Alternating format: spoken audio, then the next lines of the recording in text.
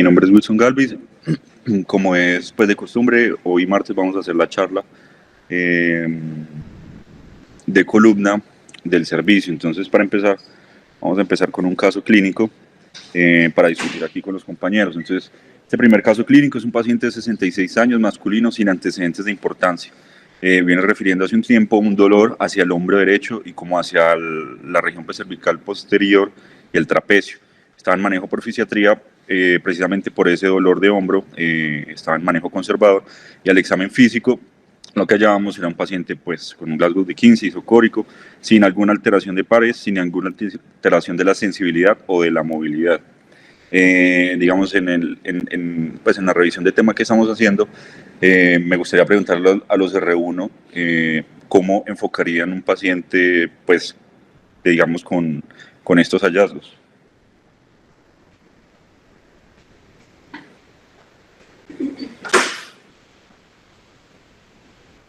Bueno, buenos días. Entonces, para preguntar más como sobre el dolor, entonces, el dolor, ¿qué tipo de dolor tiene? ¿Cómo fue la aparición? Si fue aguda, si fue insidiosa, si es un dolor tipo con alguna característica especial como quemante, o si es un dolor que se irradia, o si tiene, por ejemplo, asociado parestesias. Al examen físico, importante evaluar los dermatomas, evaluar pues los miotomas, los reflejos, cómo están a nivel de los miembros superiores, y también algunas pruebas especiales que nos agudicen o que nos expongan o mejoren el dolor. Gracias. Listo. Entonces al paciente le enviaron una resonancia de columna cervical simple con estos hallazgos.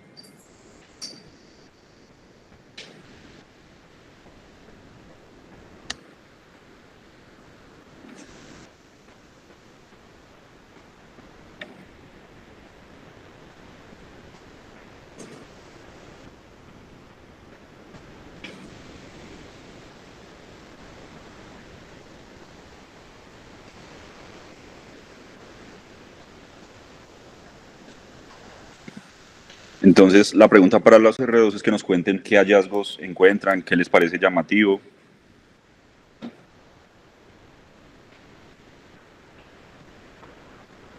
Buenos días. Bueno, entonces vemos una resonancia en un corte sagital a la derecha y un corte axial a la izquierda, un T2.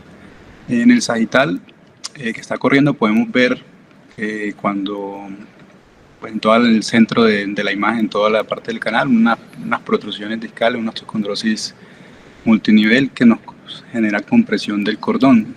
Impresiona que hay un poquito de cambio de la intensidad a nivel 4 o 5, probablemente hay como un foco de mielopatía, y parece que también hay compresión en los recesos laterales. Y en la axial alcanzamos a ver una protrusión discal central C3, C4, pero principalmente C4, C5, central y subarticular derecha, que genera bastante compresión del diámetro del canal, más de 2/3 aproximadamente, pensaría yo. Sería que tiene ahí una estenosis principalmente en ese nivel significativa. Listo, muchas gracias, Sebas. Y pues nada más con, digamos, la resonancia y esos hallazgos al examen físico, de pronto un R3 en adelante que nos quiera hacer una propuesta de manejo.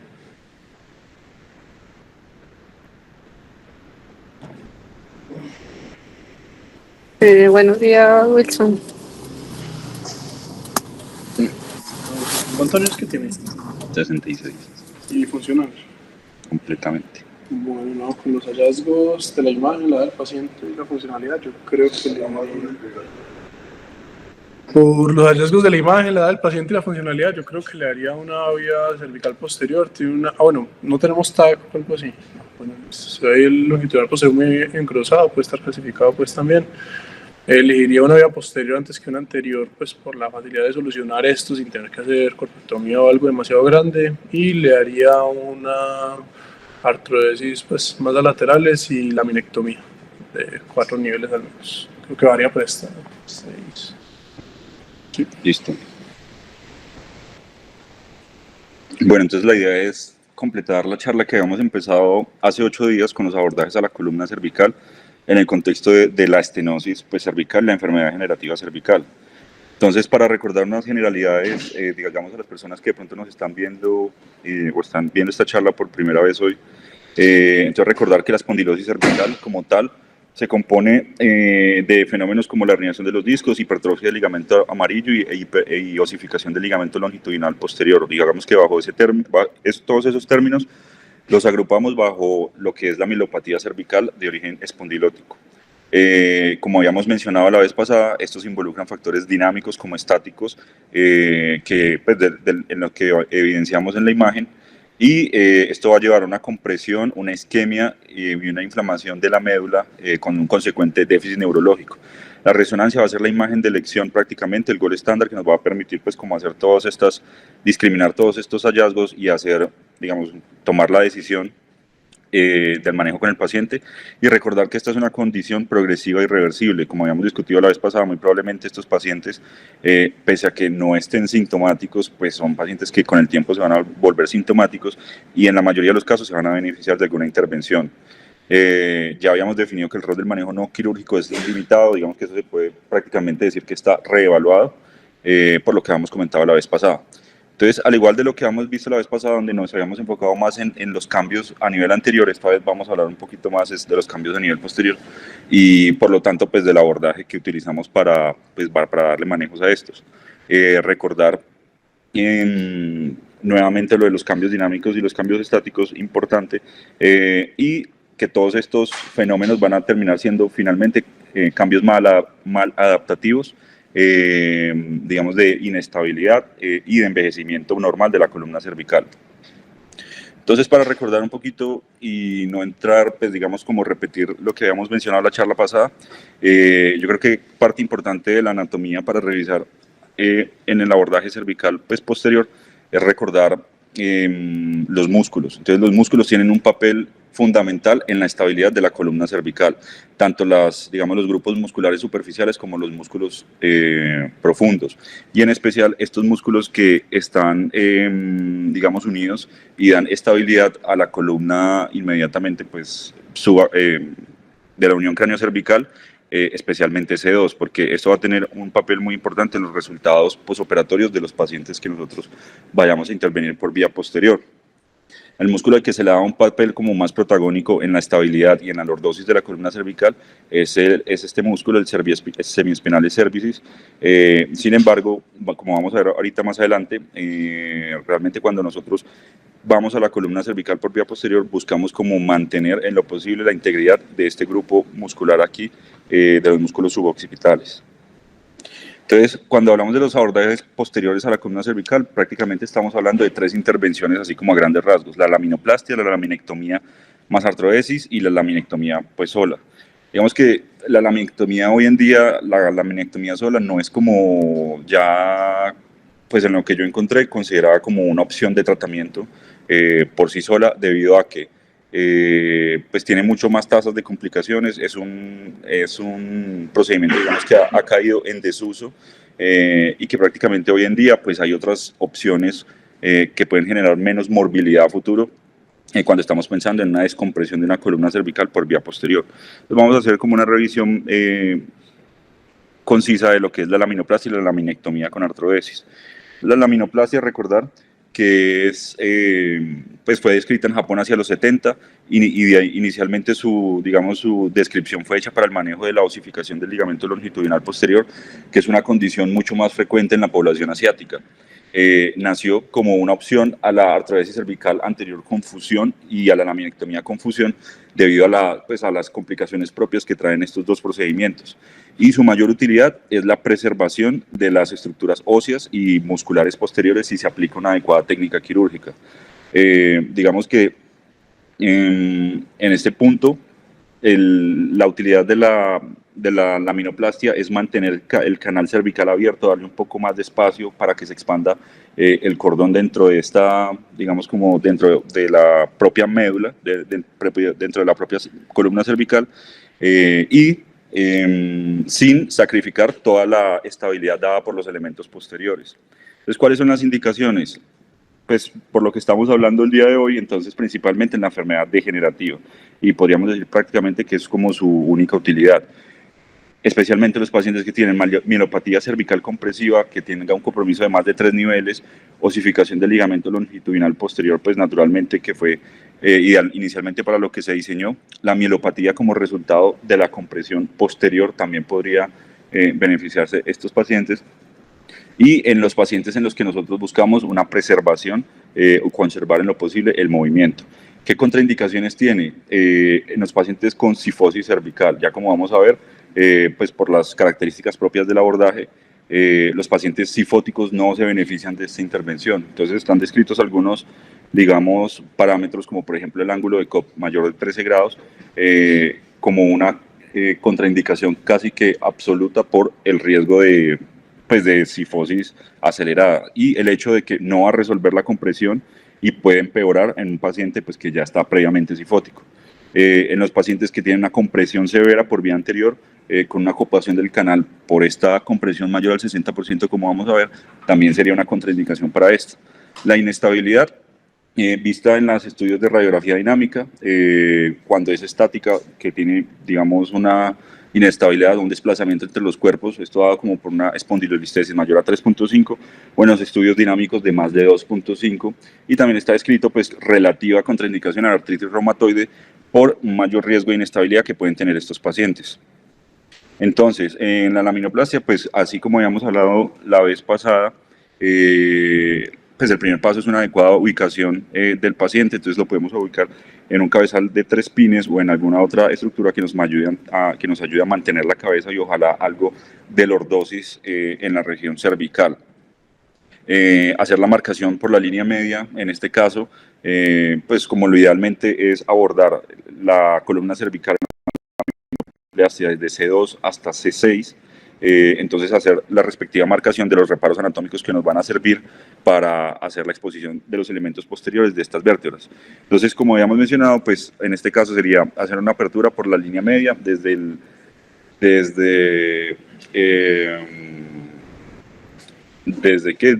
la región occipital hasta más o menos la espinosa de C7, hacer una disección por planos de todos los músculos, y en este caso nos tendríamos que ir por la línea media, que la línea media es la conjunción de varios planos musculares donde vamos a encontrar la proneurosis y sus respectivas fascias. Este es un plano vascular que, si nosotros somos pues muy adheridos a una buena técnica quirúrgica, va a reducir la cantidad de sangrado intraoperatorio que vamos a tener. Entonces la idea es hacer una disección superióstica, exponer los elementos posteriores de la columna cervical, las apófisis espinosas y las láminas, y aquí digamos que hay un punto importante en la realización de la laminoplastia, y es la conservación de los músculos del grupo, digamos, muscular suboccipital que está adherido a la espinosa de C2. Este grupo muscular es muy importante porque se ha visto que, digamos, como la violación de este grupo muscular y la desinserción de estos de C2 está relacionada con peores desenlaces y, digamos, malos resultados en este procedimiento. Lo mismo la exposición de las láminas hacia lateral. Lo que se ha descrito es que uno en lo posible debe exponer es hasta la unión de la lámina con la masa lateral, es decir, el istmo de la vértebra cervical. Esto también con el fin de preservar las cápsulas articulares, que también el hecho, digamos, de violarlas, de resecarlas, implicaría un riesgo de inestabilidad de la columna cervical. Entonces, tener en cuenta estos dos aspectos. Entonces, una vez ya tengamos identificados pues, los elementos óseos posteriores de la columna cervical, subaxial, lo que vamos a hacer es fresar en un lado de esta, pero entonces en un lado, digamos, vamos a hacer un corte parcial, entonces vamos a llevarnos la cortical superficial, y la idea es del otro lado hacer un corte completo, digamos un corte bicortical. Entonces lo que vamos a hacer es, en ese punto, en la unión entre la masa lateral y la lámina, que es el istmo de los elementos posteriores vertebrales, hacer un corte, y posteriormente lo que vamos a hacer, después de hacer un corte completo con un corte parcial, hacer una apertura, digámoslo, ahí la técnica como que más se usa es la que es en puerta abierta, pero hay muchas variaciones a la realización pues digamos, de esta apertura de los elementos posteriores en las laminoplastias, pero la que digamos que más se usa es esta. Entonces la idea es hacer una apertura de estos, como vemos aquí. Entonces lo que vamos a hacer es una apertura de estos con un poquito, puede ser por ejemplo con un free o con algún otro instrumento que nos ayude a hacer como una palanca. Y importante aquí es terminar la descompresión, porque justamente aquí abajo vamos a encontrar el ligamento amarillo. Ese ligamento amarillo puede estar algo hipertrófico y pues no haríamos nada si hacemos la apertura de las láminas y de las espinosas y no pues hacemos como la resección y la descompresión del ligamento amarillo para permitir que el saco dural pues se descomprima por completo. Entonces aquí, por ejemplo, había otra pregunta y era si uno para hacer esta apertura adecuadamente debería separar el complejo ligamentario y la banda de tensión posterior ligamentaria que une C2 y C3, que es donde nosotros principalmente vamos a hacer como la apertura de la laminoplastia, y lo mismo en C7, pues la respuesta realmente es no, en lo posible no hacerlo, porque el hacerlo, como les había mencionado, está relacionado con una pérdida a futuro de la lordosis cervical y digamos como un aumento en el riesgo de dolor axial y deformidad de la columna cervical. Como les había mencionado, pues la resección, finalizar pues la apertura de estas puertas con la resección del ligamento amarillo para permitir una adecuada descompresión. Entonces, en la laminoplastia, digamos que hay muchas variantes de cómo se puede llegar a hacer la apertura de estos elementos óseos posteriores. Uno podría decir que prácticamente la que está más popularizada hoy en día es la descrita por O'Brien, que nos dice que pues hacemos lo que ya les había explicado, un corte, una osteotomía bicortical de la lámina con una parcial del otro lado, hacer una apertura, esta sería una laminoplastia impuesta en puerta abierta, y hacer la colocación o de un injerto óseo entre ellos dos, o para efectos digamos para efectos prácticos, colocar una placa que nos aumente pues el diámetro del canal medular. En este punto nosotros nos podemos valer de mini placas que están pues, diseñadas para esto, o sistemas de mini placas que nosotros podemos adaptar en cirugía. Realmente lo que uno lee en la literatura es que en lo posible sí puede utilizar placas que estén diseñadas para esto, porque pues nos va a permitir pues como optimizar el tiempo intraoperatorio. Entonces, posterior a haber hecho la apertura de las láminas bajo, digamos, este mecanismo de puerta, que es el que casi siempre más se usa, nosotros podemos complementar, de acuerdo a la condición del paciente, una descompresión con una foraminotomía. Esto es importante porque pues, nos va a permitir pues, mejorar también y, digamos, como apuntar a otras alteraciones que muchas veces también cursan estos pacientes, como las estenosis foraminales. Entonces, ¿qué complicaciones podemos tener de la laminoplastia? Deterioro neurológico. Ese deterioro neurológico muchas veces se puede dar por una paresia de C5. Muchos pacientes que se les hace estas descompresiones, y no solo estas, sino en general las descompresiones posteriores, pueden sufrir de la paresia de C5, cuya etiología pues, se presume que puede ser o una lesión directa a la raíz, o un anclamiento del saco, o una estenosis foraminal previa.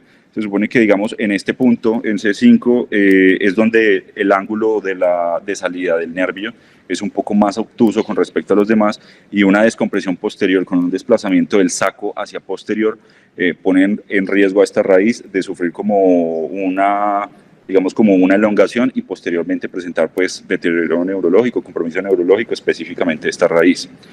Otra de las complicaciones que podemos tener, inestabilidad, como les había comentado, la remoción más o menos del 50% de la cápsula articular está relacionado con inestabilidad. Entonces, en lo posible, si se va a considerar que hay necesidad de hacer una resección del más del 50%, considerar la fusión. Y la deformidad, la disrupción de la musculatura y de los elementos ligamentarios posteriores de C2 y C7 pueden llevar a dolor axial y deformidad en el futuro. El otro abordaje que tenemos en cuenta es la laminectomía cervical posterior con fusión. Entonces, prácticamente las indicaciones pues pueden llegar a ser, o prácticamente llegan a ser las mismas en una mielopatía cervical espondilótica de varios niveles, en especial pues ya considerar cuando son más de 3 niveles. También se puede utilizar en la osificación del ligamento longitudinal posterior, cuando hay limitaciones para utilizar la vía anterior, o cuando hubo una falla en un abordaje por vía anterior. y contraindicaciones cuando tenemos un paciente con deformidad cifótica, más o menos por lo mismo de la laminoplastia, probablemente no vamos a resolver la compresión por esta vía.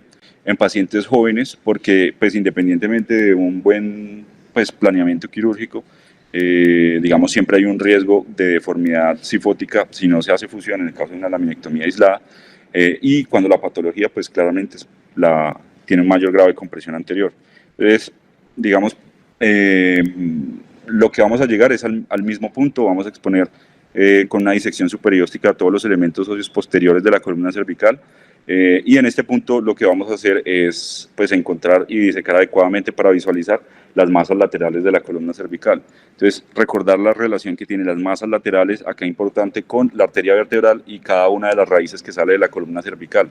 Porque teniendo en cuenta esto, pues es que nosotros, como las descripciones que les voy a mostrar de la técnica para la colocación de los tornillos, principalmente tornillos de masas laterales en columna cervical, podríamos evitar lesionar pues estas estructuras y evitar complicaciones tanto vasculares como neurológicas. Entonces, digamos que las técnicas que se han descrito para la colocación de los tornillos a masas laterales de la columna cervical son varias. Las que están más descritas son estas 4, la de Roy Camille, la de Mager, la de Anderson. Cada una tiene como sus respectivos ángulos de colocación de los tornillos, digamos, digamos de la marcación para los tornillos, de punto de inicio de los tornillos, y cada una pues va a buscar como por aparte la artrodesis de la región de la artrodesis de la columna cervical. Después de la colocación de los tornillos, pues lo ideal sería pues, hacer un estudio intraoperatorio, verificar la adecuada posición de los tornillos, verificar que se vayan a artrodizar los niveles correspondientes, y posteriormente la colocación del sistema de barras injerto óseo. Después, obviamente previo a eso, la idea es hacer una laminectomía, pues lo que vamos a hacer es descomprimir la columna cervical. Vamos a hacer una laminectomía prácticamente también a nivel del istmo, en la unión entre las masas laterales y las láminas, y más o menos dejar pues liberado de forma adecuada el saco.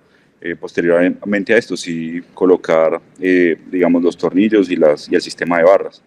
¿Qué complicaciones podríamos tener por esta abordaje? Fracturas de las masas laterales. Si digamos hacemos una colocación inadecuada de los tornillos o se angulan estos demasiado, podríamos comprometer la cortical y posteriormente pues dejar la masa lateral inútil para hacer artrodesis. Las lesiones neurológicas, si se aplica inapropiadamente la técnica quirúrgica en términos de angulación del tornillo, podríamos lesionar alguna raíz nerviosa. Una lesión vascular, pues, evidentemente una lesión de la arteria vertebral, o complicaciones de otro tipo asociadas a la falla del material en pacientes que tengan alguna condición que de pronto nos aumenten este riesgo. Hay otras complicaciones descritas en general en las descompresiones por vía posterior que me pareció muy interesante, y es lo que describen como el síndrome del cordón blanco, o llamado también digamos como un síndrome de reperfusión de la columna cervical. Y es que se ha descrito que en los pacientes que se les hace descompresión de la columna cervical y tienen un deterioro neurológico súbito, que cuando se evalúa inmediatamente no hay un hallazgo, digamos, estructural que explique ese deterioro neurológico, esto se ha asociado a las lesiones de la columna, a las lesiones del cordón espinal por reperfusión.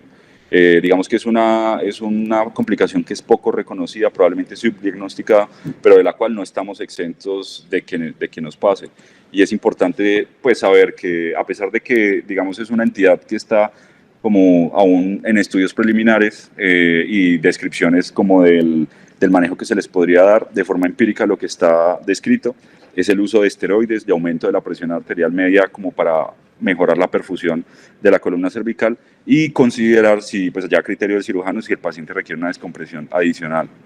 Tener en cuenta pues esta complicación, porque a pesar de que sea rara, pues requiere pues como una atención inmediata. Entonces ya digamos habiendo visto estos dos abordajes a la vía posterior, entonces en un paciente con una mielopatía cervical espondilótica, uno debe plantearse, pues yo qué le voy a hacer al paciente de acuerdo a los hallazgos que yo tengo. Entonces en este caso sería que nosotros nos apoyemos, y obviamente pensando en los 4 principios de la cirugía espinal, que comprenden la descompresión de los elementos neurales, la restauración de la alineación la estabilización de los segmentos patológicos y la prevención de deformidades. Digamos que bajo estos 4 principios pensar en yo cómo voy a abordar ese paciente que tiene una mielopatía cervical compresiva. Entonces, digamos que uno encuentra en la literatura algunos elementos, tanto radiológicos como clínicos, que le ayudan precisamente a tomar esa decisión. Uno de ellos es pues, el grado de ocupación del canal. Digamos que suena como algo sencillo, pero tiene un papel como importante e interesante en la toma de decisión de si yo voy a abordar un paciente de estos por una vía anterior o una vía posterior. Entonces, prácticamente la ocupación, pues el grado de ocupación, perdón, del canal implica nosotros tomar como las proporciones tanto del canal propiamente como de ese elemento que estaba produciendo la obstrucción de y llevarlo en términos de porcentaje para establecer qué ocupación, pues qué porcentaje del canal está ocupado precisamente como por esa noxa compresiva. Entonces, este se mide en el punto de máxima ossificación, nos ayuda o es un marcador útil en el planeamiento de la cirugía y se ha definido como un umbral del 50 al 60% que nos define un beneficio entre abordar esta patología por vía anterior o por vía posterior. Obviamente, pues en este caso llega a ser más útil en los pacientes que tienen osificación del ligamento longitudinal posterior, pero no es, digamos, no es pues algo que uno deba dejar por fuera de consideración también cuando aborda solamente pues otro tipo de enfermedad generativa discal. Otro parámetro, otra medida que se ha utilizado es la línea K. La línea K es una herramienta radiológica que se describió por primera vez en radiografía, pero que prácticamente su utilidad al día de hoy lo vemos más en resonancia y que nos permite hacer como una discriminación en qué pacientes se podrían llegar a beneficiar de descompresión por vía posterior o qué pacientes no se van a beneficiar de una descompresión por vía posterior. Podríamos decir que llega a ser un subrogado del balance sagital, porque indirectamente nos está midiendo como la alineación, pero no nos da pues ángulos específicos pues del balance sagital regional en la columna cervical. Lo que sí nos ayuda es a predecir la posibilidad de compresión residual postoperatoria y por lo tanto el riesgo de presentar peores desenlaces o desenlaces no satisfactorios. Entonces prácticamente la línea acá está descrito como vamos a tomar el punto medio entre el canal a nivel de C2 y el punto medio del canal a nivel de C7. En ese punto trazamos una línea que una estos dos puntos y nuestra referencia va a ser precisamente esa noxa o esa compresión del saco a nivel anterior. Vamos a hablar de que hay una línea K positiva si esa compresión se queda por delante y no hace contacto con la línea que hemos acabado de marcar, o que es una línea K negativa si esa compresión está en contacto con esa línea. También se ha descrito, no solamente digamos en los estudios estáticos, sino también en los estudios dinámicos, esta línea K como también un factor pronóstico pues precisamente para ver qué desenlaces podríamos tener con los pacientes de acuerdo al abordaje que le hagamos. Y nos permite hacer una estimación cuantitativa del riesgo también de malos desenlaces. Entonces, cuando pues uno se pone a buscar un poquito más a fondo sobre la utilidad de esta medición, encuentra que realmente es muy útil, precisamente por el hecho de que, por ejemplo, en este artículo que encontré, cuando se hace cuando no se toma en cuenta el grado de compresión anterior y se hace una descompresión por vía posterior, por ejemplo, en un paciente que claramente tiene una compresión por vía anterior, pues no vamos a lograr una descompresión adecuada, probablemente no le vamos a resolver pues el problema al paciente, y lo que vamos a hacer es aumentar el riesgo de malos desenlaces, de compresión y de deformidades al futuro. Entonces, por ejemplo, este que es un paciente que claramente tiene una compresión anterior, donde vemos que tiene una línea K negativa porque la noxa está cruzando la línea, pues no se beneficiaría de eso, a pesar de que se le haga una descompresión por vía posterior. En los pacientes que sí tienen, y como les mencionaba, eso también puede ser un subrogado de la alineación sagital cervical, en los pacientes que tienen una línea K positiva, pues claramente sí se van a beneficiar de este tipo de compresión, de tratamiento, y los pacientes que tengan más bien como una línea recta o una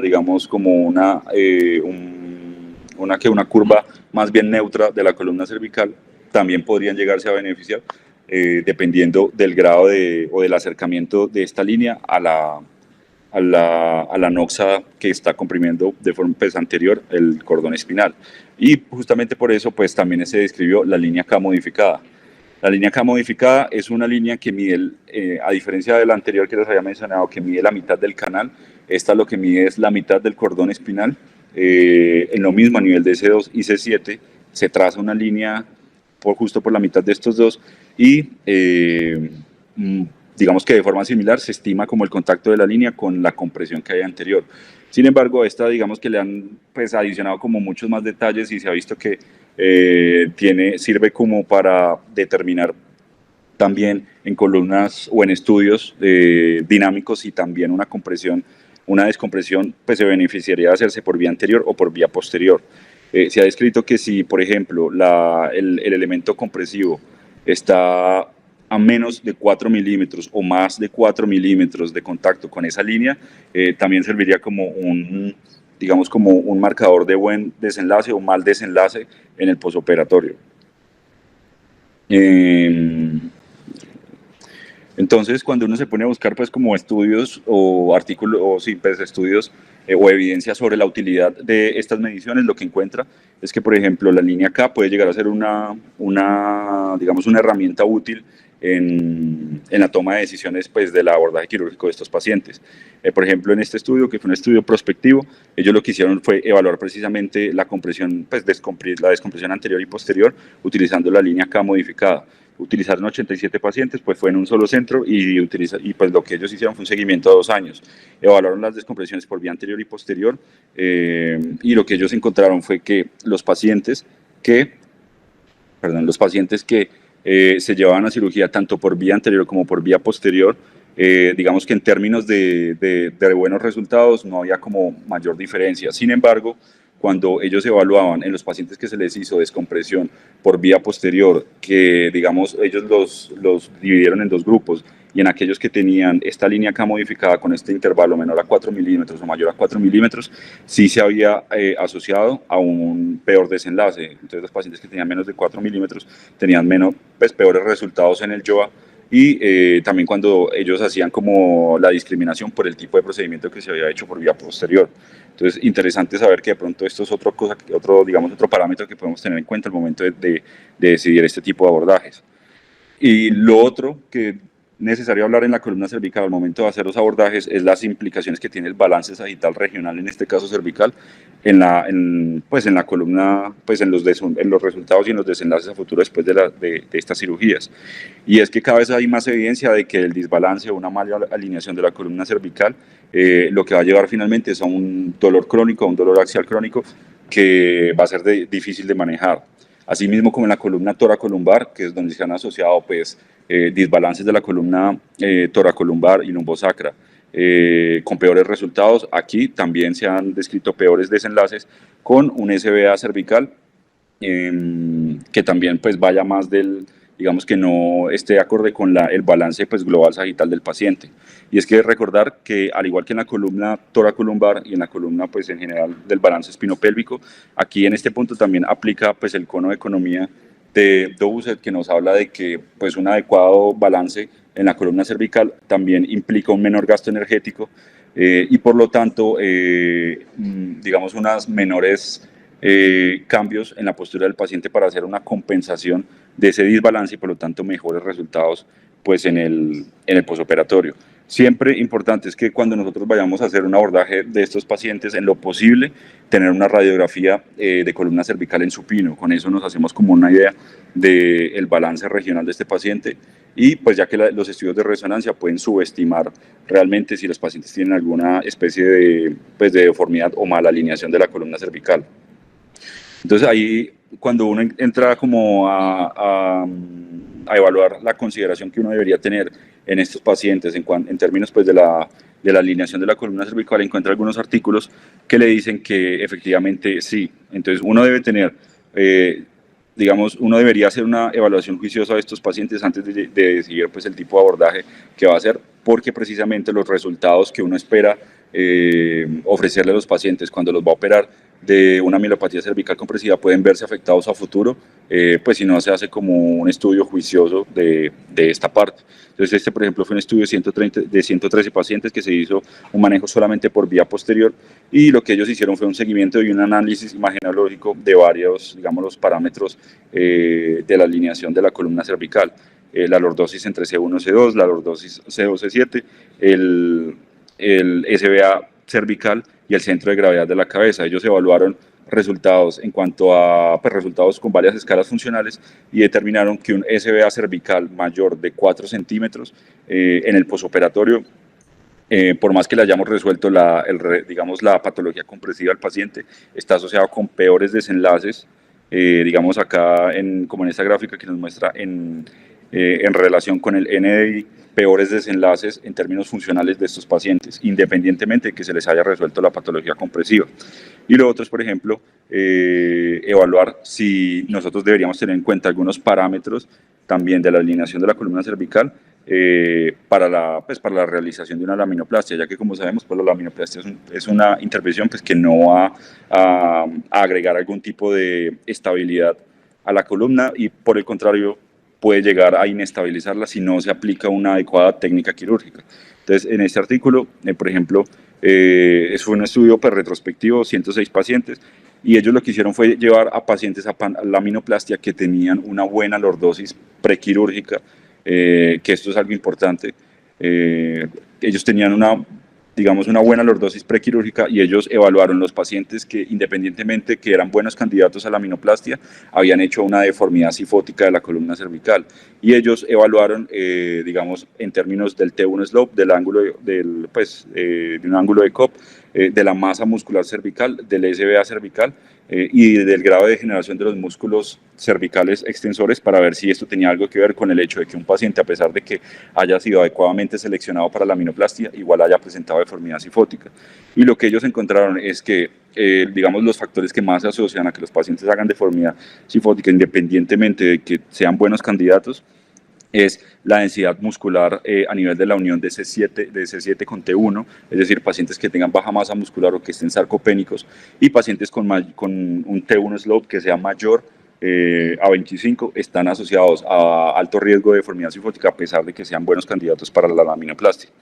Entonces, en algunos textos uno puede encontrar que, digamos, unos algoritmos de manejo para abordar si un paciente se beneficia en esta patología de vía anterior o de vía posterior, pero cuando uno empieza a revisar como artículos y literatura más actual, se da cuenta de que pues, cada vez se están agregando como más parámetros, más mediciones a realizar antes de considerar pues, algunas de las dos opciones, y, pues, vía anterior o vía posterior.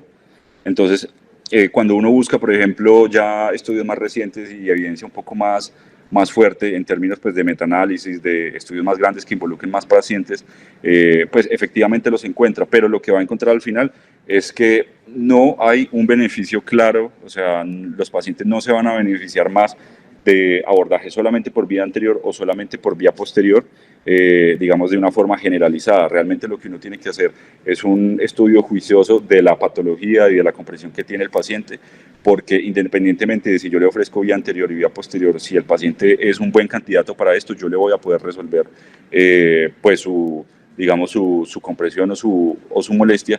Pero por el contrario, si yo no hago un adecuado estudio y un adecuado juicio de la patología que está sufriendo el paciente, lo que va a terminar exponiéndolo es a complicaciones, a deformidades o a un dolor axial pues, crónico de difícil manejo. Entonces, digamos como que para resumir, cuando uno busca los metaanálisis entre vía anterior y vía posterior, lo que encuentra es pues, lo que les acabo de decir, realmente no hay una clara mejoría o una clara superioridad entre la vía anterior o la vía posterior si uno hace un adecuado planeamiento quirúrgico teniendo en cuenta todas las variables y pues adheriéndose a una adecuada técnica quirúrgica.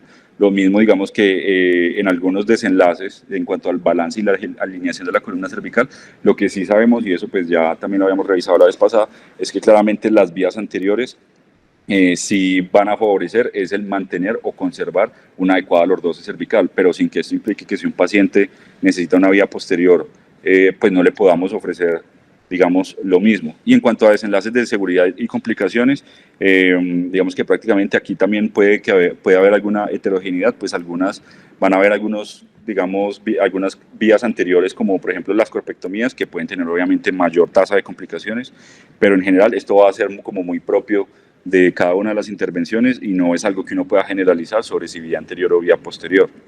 Y finalmente, esta tabla que encontré que me parece que resume de forma pues interesante todos estos parámetros que uno empieza a encontrar en la literatura sobre la toma de decisiones, y es cuando uno debería, y bajo lo que les acabo de decir, considerar una vía anterior o una vía posterior.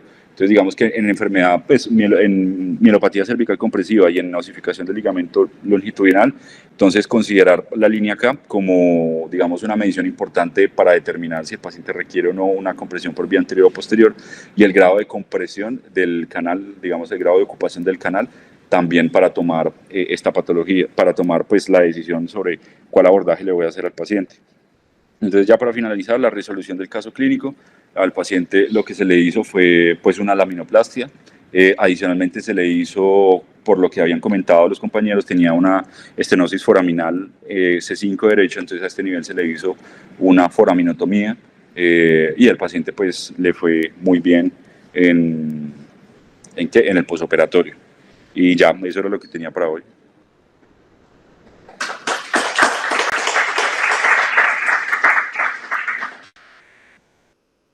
Wilson, muy bien. Nos explicaste muy claramente la indicación de vía anterior y vía posterior, pero explícame un poquito más cuándo hago yo laminoplastia o cuándo hago laminectomía de difusión.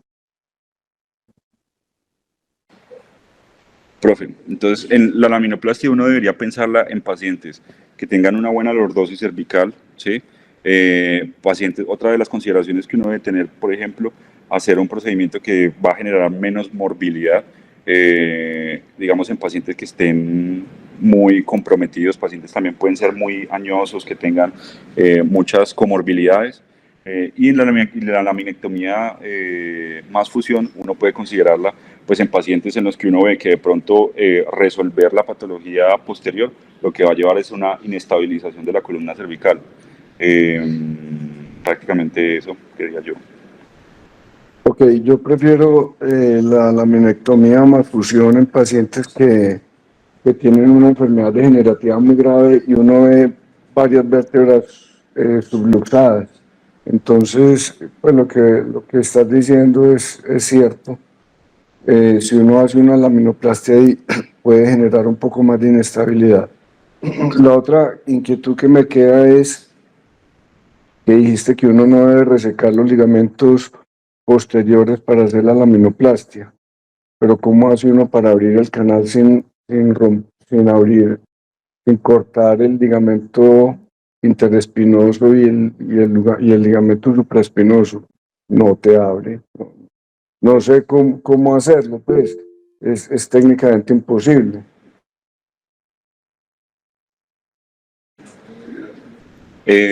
No, profe, pues yo de lo que yo he visto, pues si uno realmente sí puede hacer como la apertura de la puerta, ¿cierto? De las láminas, sin hacer una resección, digamos, sin cortar todo como el complejo ahí ligamentario supraespinoso.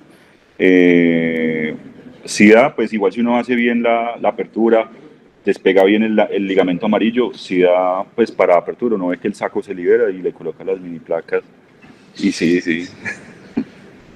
Pues yo lo he visto y sí lo he visto pues con que se puede descomprimir, pero pues no sé. Ok, y antes de darle la palabra a Julián, que levantó la mano, yo creo que es muy importante hacer una tomografía antes de decidir si se hace una laminoplastia o una laminectomía.